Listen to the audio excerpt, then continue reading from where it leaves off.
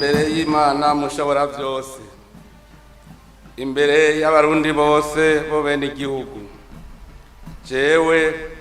ndayishimiye Barisito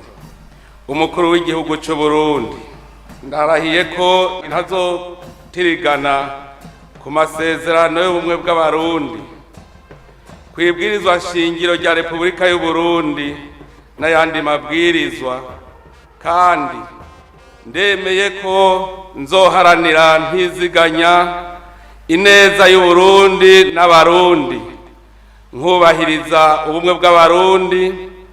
amahoro n'ubutungane kuri bose. Ndemeye kurwanya ivyiyumviro n'ingendo y'ihonyabwoko no gukumirana, guharanira no guteza imbere agateka kazina muntu n'akabenegihugu bose, no kubahiriza imbibe no kwikukira